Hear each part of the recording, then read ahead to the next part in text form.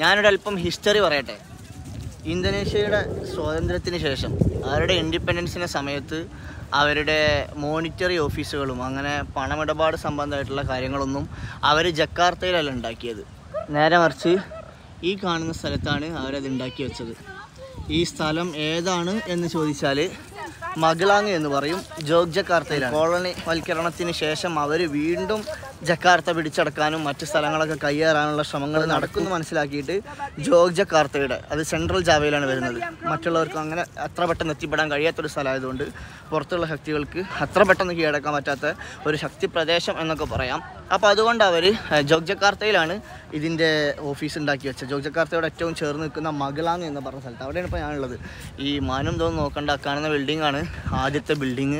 കാർഷിഡനാൻ എന്നൊക്കെ പറയും. കാർഷിഡനാൻ എന്ന് പറഞ്ഞാൽ റെസിഡൻറ്റ് ഹൗസ്. അപ്പോൾ റെസിഡൻറ്റ് ഹൗസാണ് ഈ കാണുന്നത്. അഥവാ അവരുടെ ഡച്ചുകാർ അവരുടെ രാജ്ഞിയെ അങ്ങനെ ഇന്തോനേഷ്യയുടെ പല ആളുകളെയും നാട് കടത്താൻ വേണ്ടി ഉപയോഗിച്ചിരുന്ന, ചുറ്റും കാണാൻ കഴിയുണ്ടാവും, വലിയ കുന്നും മലകളും നിറഞ്ഞ സ്ഥലമാണ്. അപ്പോൾ അതിൻ്റെ ഒരു മുട്ടക്കുന്നിൻ്റെ മുകളിലാണ് ഇപ്പോൾ നമ്മൾ നിൽക്കുന്നത്. അപ്പോൾ അങ്ങനത്തെ സ്ഥലത്തേക്ക് അവരെ പറഞ്ഞയച്ചിട്ട് ഇവിടെ താമസവും കാര്യങ്ങളൊക്കെ ഒരുക്കി കൊടുക്കുന്ന ഒരു സംഭവം ഉണ്ടായിരുന്നു. അപ്പോൾ ഇന്തോനേഷ്യയുടെ ഹിസ്റ്റോറിക്കലായിട്ടുള്ള മഗ്ലാങ് സിറ്റിയിലാണ് നമ്മളിപ്പോൾ നിൽക്കുന്നത്. ഓക്കെ, വീണ്ടും കാണാം. അസ്സലാമു അലൈക്കും.